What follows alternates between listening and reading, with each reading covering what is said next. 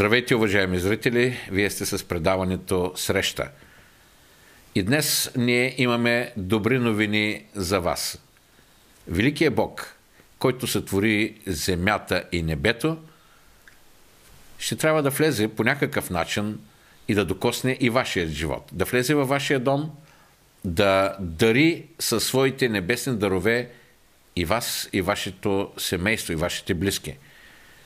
Ние ще говорим за него отново днес. Ще говорим с човек, който наистина може да се каже, че е открил този Бог по един интересен начин, сменил е посоката на своя живот и днес живее и служи на Бога. Останете с нас.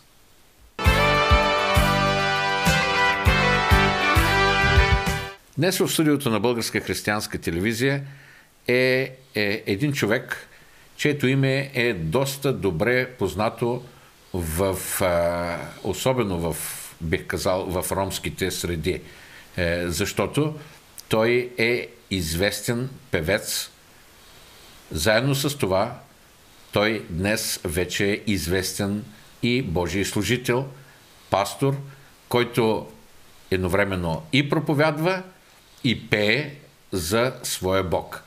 И така, добре дошъл в студиото на Българска християнска телевизия в предаването Среща на Иван Иванов. Добре заварили.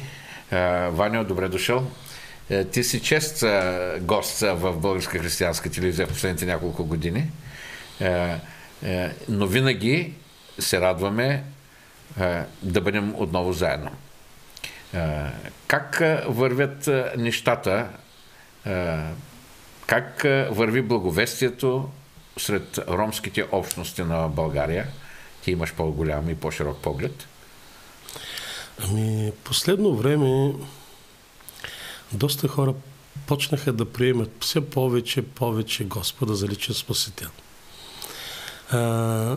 Те са хора, които са с топли сърца, хора, които наистина искат по някакъв начин да бъдат освободени, искат да живеят един мирен живот, искат да бъдат все близо до Господа, защото последно време хората почнаха така да бъдат отхвърлени от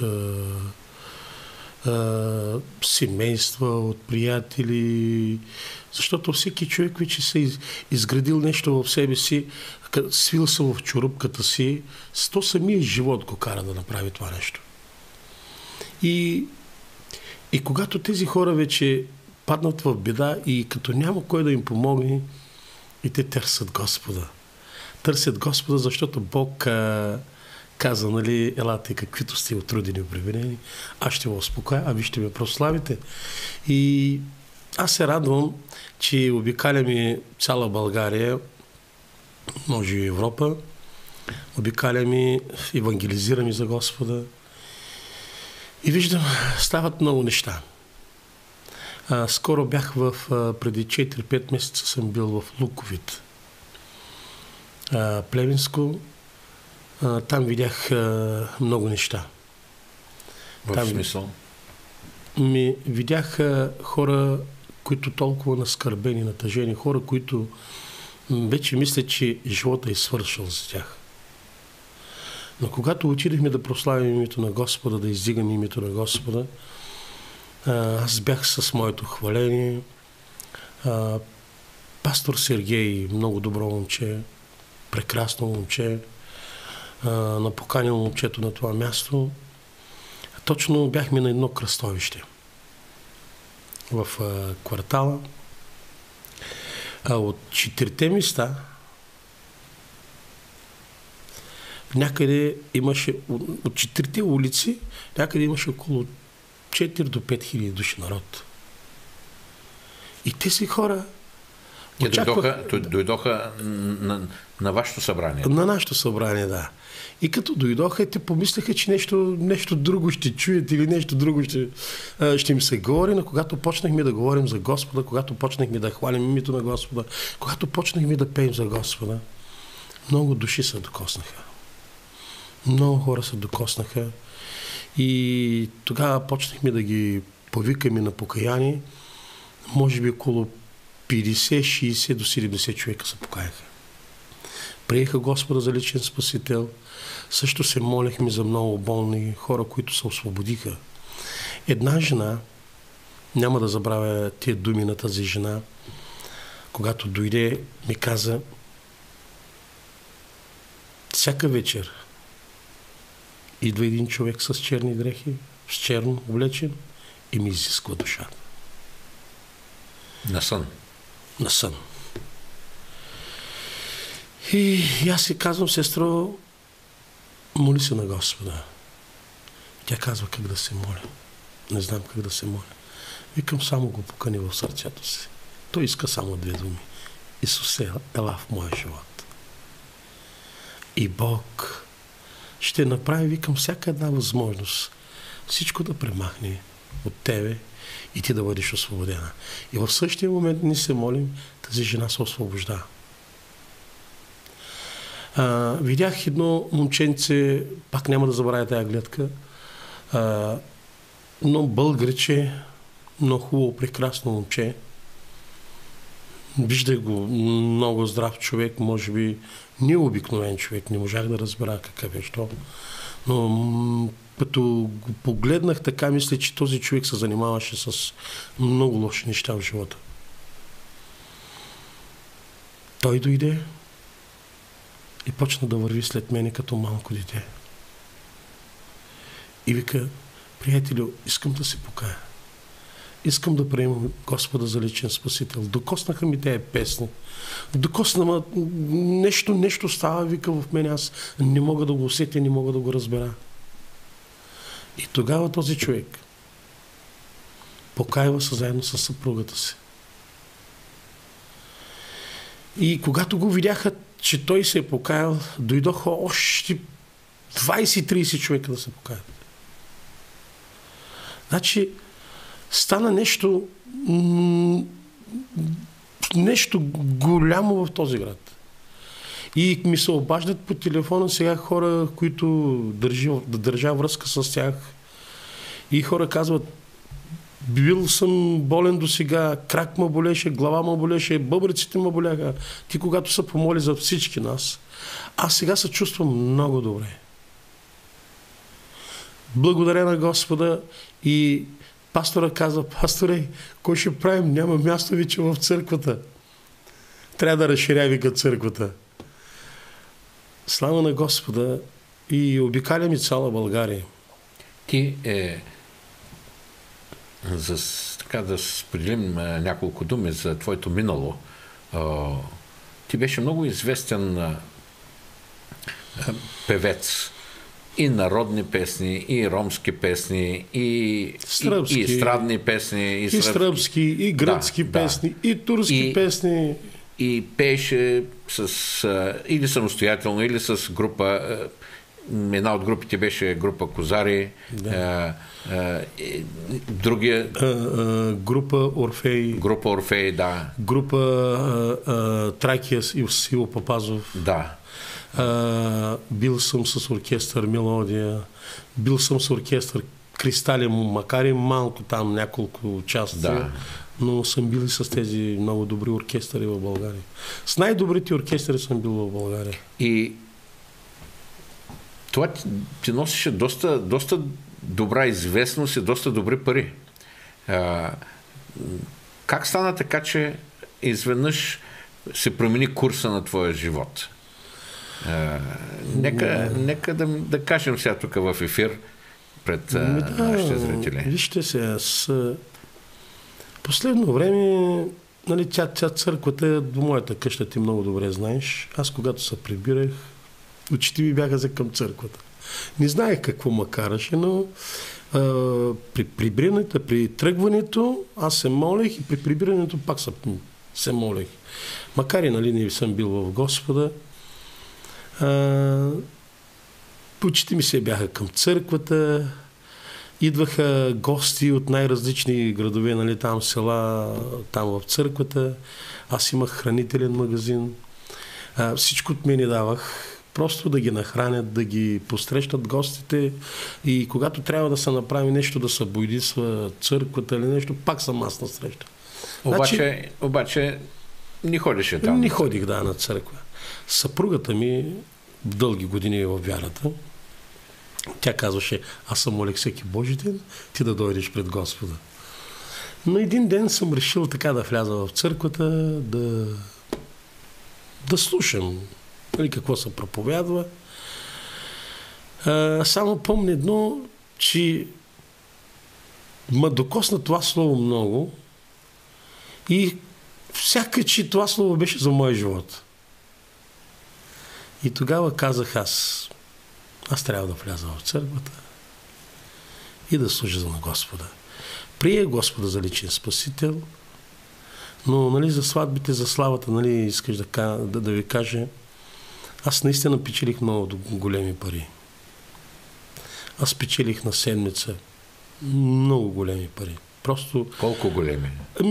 На седмица може би 5000, 4000, 3000, 2000, 6000, 7, 8000. Стигнал съм на седмица и 10 000. И какво се случи след като започна да служиш на Господа? Какво се случи? Почнах вече да се крия. Не ми се пее. Когато отивахме в ресторантите, зад някой завеса, по-наскрито място, когато сме, примерно, на външни палатки, огромни, зад палатката ще се крие. Когато отидем в някой... От кого се криеш? Просто не искам да съм на това място да пее. Разбираш ли? Просто исках вече... Не ми се пее вече такива песни. Той е вид музика. Музика, да. Просто искам вече да се пее за Господа. И когато казват някой вярваща песен, аз ще си чупя краката да отида да бягам, да вземам микрофона. В същото време искаш да пееш за Господа. Да, точно така. И така са, защото имаше и вярващи хора помежду тези хора. Да. И отчувах, с драго сърце си пеех и последно време почна Бог да работи много повече с мен и ми отне всичко от мозъка. Забравих всички текстове на светската музика. Сериозно? Да. А сега, често ти казвам, да ме накара да изпее една светска песен, няма да мога. Отказваш? Аз съм отказвал доста.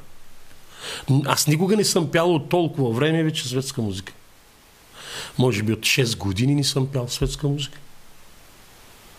Светска песен. Вече аз спрях нацяло, категорично казах, аз вече от моята уста няма да произлезе вече такава песен. Само това, което ще пее за моя Господ Исус Христос.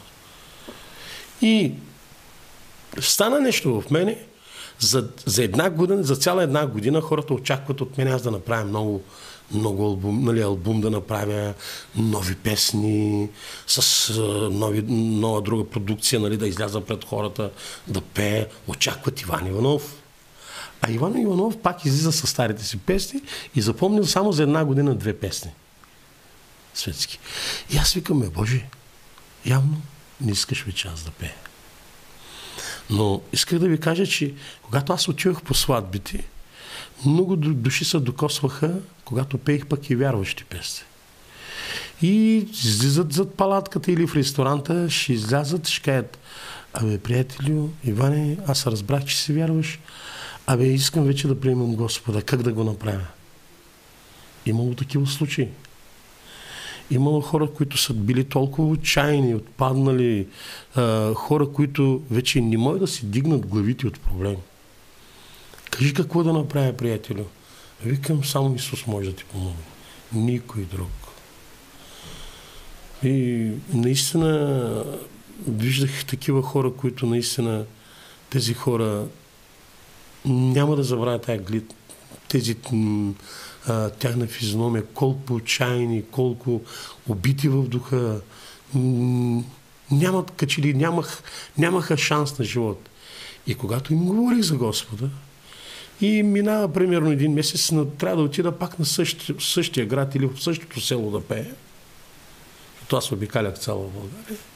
И виждам този човек идва при мен и ви казва: слава на Бога, приятелю! Съвсем различен. Съвсем различен. Казва: както ти ми каза тези думи, влязах в църквата, разкаях се, вика, пред Господа, покаях се, вика, и ще кажа, че живота ми е друг. Викам: така е. Само Исус, викам, може да оправя животът на човека. Благодаря. Много бързо Господ Исус Христос, в който ти повярва, те издигна и те направи пастор. Да. Нормално хората трябва да поживеят известно време с Бога, малко по-дълго време, така е прието, преди да станат Божии служители и да понесат духовна отговорност, но при тебе нещата не станаха така. На третата година. На третата година вече, може би съм вече в 6-7 година, както пастърувам вече. Няколко думи за църквата в Стралджа, където си? Ами, църквата в Стралджа е перфектна, да го кажем. Значи, много добри хора, топли сърца, благи, идват, служат на Господа. Нали, бедни хорица. Аз не мога да го крия това нещо. В Стралджа са бедни хорицата, но виждам Исус в техните сърца. И скоро, когато аз заминах за Белгия, значи се върнах в понеделник. Понеделник на 12 се върнах от Белгия. В петък заминах за Белгия. В събота имах една духовна сватба на пастора, на дъщеря му сватбата. И в неделя имахме едно събрание в църквата. Имаше доста хора от най-различни места, където и пастори имаше, служители на Господа, много хора, които дори не са били вярващи, дойдоха да видят, нали, Иван Иванов, коли си викат, какво ще каже този човек.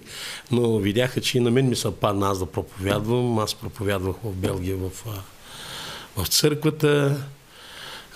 Помолихме се на много болни хора. Видях хора как, нали, сълзи в очите им, как се радват, че се освободиха от болестите си. Видях много неща. И се върна в църквата си пак? Върнах се в църквата и те казват: пасторе, къде отиди? Къде не остави? Аз викам: трябва да обикаляме, да прославим името на Господа. Викам: аз не съм пастор само за една църква, да знаете. Да. И те се радват много. Нали, казаха го с така кръга на майтапа, нали? Казаха: къде не остави? Защо така ние сме останали като сираци тук? Няма, викам, Исус е с вас. Не забритеснявайте. Да, но разбира се, всяка църква трябва да има свой духовен баща и свой пастор, за да може да се грижи за своите. За жалост в България голяма част от църквите, особено в ромските църкви, идва при мен информация, че пасторите, може би поради трудния живот или малкото вяра, за жалост, напускат църквите си и отиват в чужбина и по този начин до голяма степен погребват и своето служение в България и до някъде поставят църквата на голямо изпитание. Да, познавам много такива пастори. С нощи ми звъниха от Северна България. Казват: добре, че е християнска телевизия, българска християнска телевизия, да можем да гледаме и да се насърчаваме, понеже нашия пастор замина за чужбина и на годината идва 2 пъти. Аз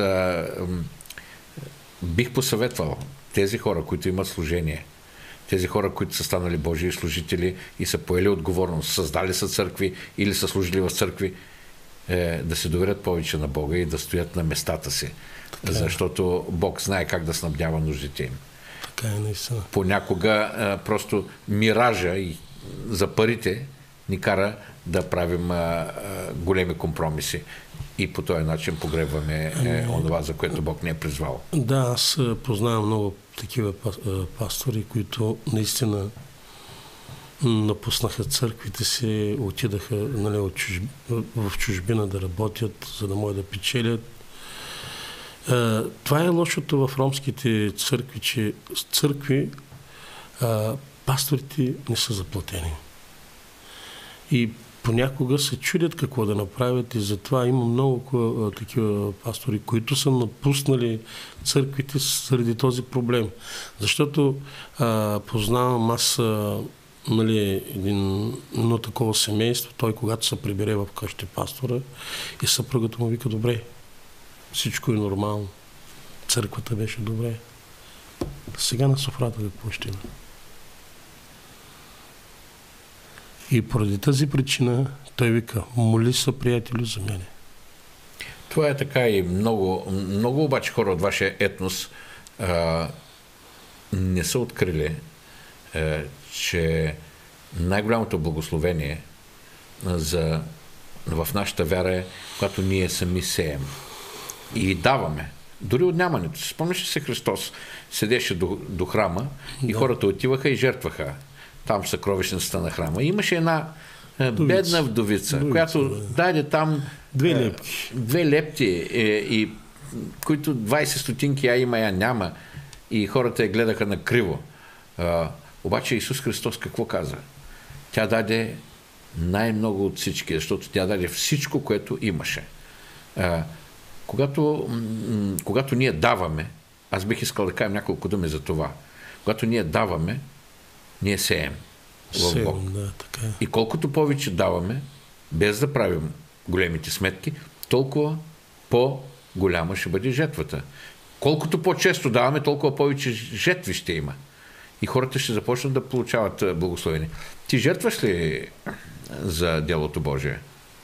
Много големи жертви. Защото ти първо ние довършихме думите на бърза ръка, нека да кажем, ти спря да пееш и спряха тези 1000 левове на седмица, нали? Да, спряха, да.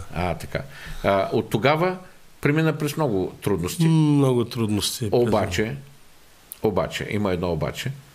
Ти продължи да даваш за Бога, нали? Винаги. Никога не съм... няма месец аз, който да не съм давал и да не съм съжертвал. Да дойдат братя, приятелите и да не съм ги посрещал. Няма такъв ден. Но никога не си се принудил да просиш, нали? Никога. Не си отишъл в чужбина? Никога. Така.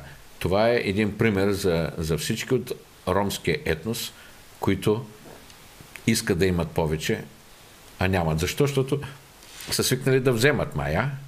Има нещо такова. Спомням си, когато за пръв път говорихме с теб, ти си забравял сигурно, ти говореше за чистотата, за огъня на ромските братя и сестри. Обаче стана въпрос, че те са свикнали да вземат повече, отколкото да дават. Да дават, така е. И аз мисля, че там е разковничето. Да. Трябва да се променят. Трябва да има една промяна. Защото наистина ромите са много топъл народ. Бързо приемат, готови са им сърцата за Господа, но има само един проблем. Да дават за Господа. Това е им проблема на тях. И ако този проблем се премахне от тях, ако човек се осъзнае и осъзнае грешката си, той ще бъде много повече благословен от това, което сега. Аз така наистина познавам църкви, приятели българи, които ми казват: Иване, при нас е много добре. Казват, дават си пълния десятък. Познавам един мой приятел, нали, от Провадия, Наско се казва. Човека казва: аз имам един зъболекар при мен. Той всеки месец 700 лева десятък. Ги дава в църквата. Дава ги в църквата. Ето този човек ще бъде винаги благословен. Благословението ще се хване за него както и ни букави, които ги слагат на коните на краката. И така, това благословение ще се хване за този човек и никога няма да го остави. И където да отиде, това благословение ще го следва. Ваньо, не може без да сееш, да женеш. Не може, наистина. Ето ние сме минали много трудности с моето семейство. Ти знаеш много добре, излъган съм от билките. Ти знаеш много добре, че имам да взема много пари. Но сме спаднали едно време в трудности и минахме така много големи изпитания. Точно в тези трудности, когато нямахме пари, да посрещнем нуждите си, и тогава се разболя и сина ми. Ти много добре го знаеш. Ти си ми приятел, не си така дълги години, се уважаваме. И ти ги знаеш моите неща, моите проблеми ги знаеш. Значи, синът ми беше, тогава се разболя. И трябваше да лекуваме синът ми. Отидахме в София. От София в Ямбол. Изследвания. Най-различни неща. Ето Бог, той се прослави. Бог казва, нали, толкова ви дам, колкото може да носите. Нали? Наистина, минали сме през изпитания, но никога не ми е идвало на ум аз да спра десятъка си. Макар и ми трябваха, всяка една стотинка ми трябваше, нали, да отида при него в болницата, да отида до София, да се върна. Нали, това всичко са разходи, всичко са пари. Но никога не ми е дошло на ум да кажа, тези пари сега ще ги оставя, че ще отида в София, или пък ще отида в болницата в Ямбол, или т.н., или пък ще купя храна за детето с тези пари. Не. Аз съм давал последните си 20 лева, ги слагах в църквата като десятък. Защото виждам, че след това няма да имам такива пари да ги сложа там. Разбираш ли? И благодаря на Господа, ето Бог видя нуждата ни. И тръгнаха нещата, сега тръгна пак бизнеса. Да. Благодарим на Господа, нещата се изглаждат вече и вече сме... Но в основата на всичко стои точно така, верността в даването пред Господа. Точно така. И непоколебимото упование в Него. Ваньо, аз бих искал да завършим с така твоето... Отвори сърцето си и кажи на хората. Не, първо нещо духът ме кара да кажа сега в момента. Да, разбира се. Сега аз искам да се обърна към всички зрители на телевизия. Българска християнска телевизия. Искам да се обърна към всички вас и към всички ромски църкви, за да искате вашите пастори да останат в България. Молете се първо за тях. Давайте си десятъка. Направете една заплатичка за този ваш пастор, за да може този човек да се грижи за вас. Всичките неща идват от нямане. Когато няма човек, той не може да мисли и не може да проповядва. И така, с няколко думи, ти голяма метаморфоза, голяма промяна преживя в живота си. Парите могат ли да заменят живота с Бога? Нищо не може да ме промени. Няма такова нещо, което да застане пред мене и да ме промени от моя Господ Исус Христос. Дори цялото богатство на този свят да ми го предложат в ръцете пред мен. Аз няма да го приема. Поради причината. Ако няма Христос в моя живот, аз няма да имам живот. Пък аз искам един ден да видя лицето му. Аз искам един ден той да ме прегърне, да каже, бил си верен на малкото, сега те поставям на многото. Това е истината. Аз съм се посветил вече в Бога.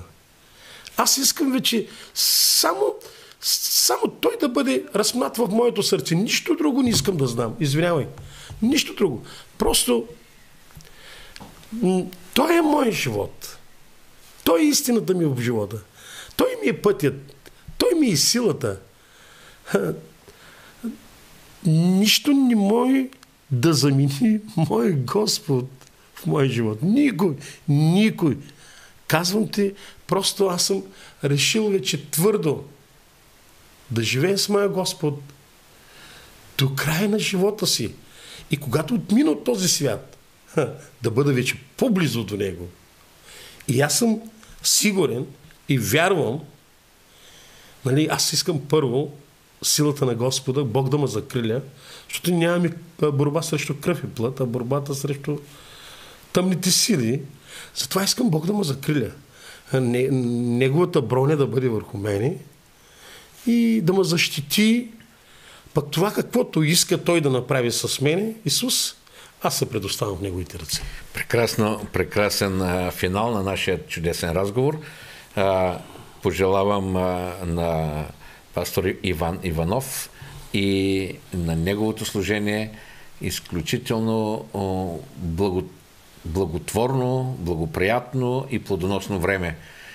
Също така и на вашата църква. Благодарете, че беше в студиото на нашата телевизия. Уважаеми зрители, прекрасно е, когато един човек отвори сърцето си и можеш, макар и участие да надникнеш вътре, да усетиш вълнението, да усетиш привлекателността на тези невероятни чувства, породени единствено от силата на вярата. Бог да ви благослови и вие да търсите Неговото лице, да търсите пътя към Него, за да може да откриете едно ново измерение в живота си. Измерението на най-върховното човешко щастие върху живота на човек, роден от жена под слънцето. Останете с предаванията на нашата телевизия и бъдете благословени.